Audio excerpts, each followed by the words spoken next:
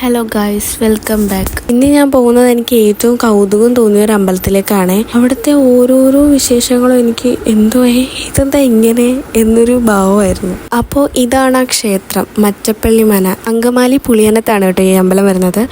ഇതിന് പഴക്കമുണ്ടോയെന്ന് ചോദിച്ചു കഴിഞ്ഞാൽ നല്ല പഴക്കമുണ്ട് കേട്ടോ.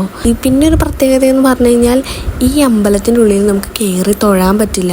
പരശുരാമൻ നേരിട്ട് പ്രതിഷ്ഠ നടത്തി എന്ന് വിശ്വസിക്കപ്പെടുന്ന ഒരു ക്ഷേത്രമാണ് ഇത്. എന്നാൽ ഈ മന പ്രശസ്തമായത് വെറും ഐതിഹ്യങ്ങൾ കൊണ്ടല്ല, സ്വന്തം പറമ്പിലെ 7 ഏക്കർ ഭൂമി വിദ്യാഭ്യാസത്തിനായി നൽകിയ ആൾക്കാരാണ് കേട്ടോ ഈ കുടുംബക്കാര്. പറഞ്ഞു വന്നത് എന്താന്ന് വെച്ചാൽ ഇവിടെ തിരുമേനിക്ക് മാത്രമേ അമ്പലത്തിനുള്ളിൽ കയറാൻ പറ്റുള്ളൂ. എന്നാൽ അതിലും വലിയ പ്രത്യേകതയാണ് ഇവിടെ സ്ത്രീകളും പൂജ ചെയ്യുന്നുണ്ട്. അത് വേറൊരു പ്രത്യേകത.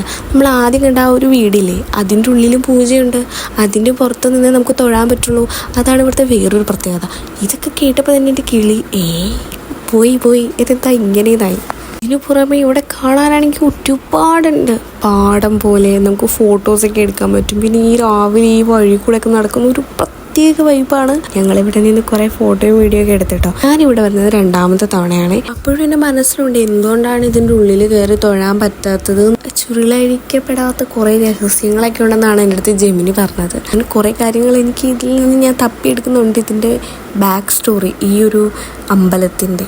ഇവിടെ ഭയങ്കര ശക്തിയുള്ള ദേവിയാണ് കേട്ടോ. അതും എൻ്റെ അടുത്ത് ജെമിനി പറഞ്ഞതാണ്.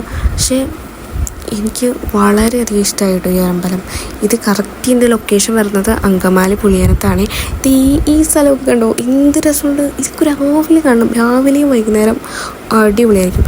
എനിക്ക് തോന്നുന്നത് വൈകുന്നേരം ഈ അമ്പലം ഇല്ലെന്നാണ് കേട്ടോ, രാവിലെ മാത്രമുള്ളതെന്നാണ് എനിക്ക് തോന്നുന്നത് കറക്റ്റ്. ഞങ്ങൾ പിന്നെ ഈ വഴി കൂടിയൊക്കെ ഇറങ്ങി കുറച്ച് ഫോട്ടോസും വീഡിയോസൊക്കെ എടുത്തിട്ടുണ്ട്. ആരും കണ്ടില്ലെന്നാണ് വിചാരിച്ചത്. പക്ഷേ ഇവിടെ താഴെ ഇറങ്ങി നിന്ന മുകളിലെ അമ്പലത്തിൽ നിന്ന് നമ്മൾ ഈ കാണിക്കുന്ന പരിപാടികളെല്ലാവർക്കും കാണാൻ പറ്റുമേ. അപ്പം അടുത്ത വീഡിയോ കാണാം. ബൈ.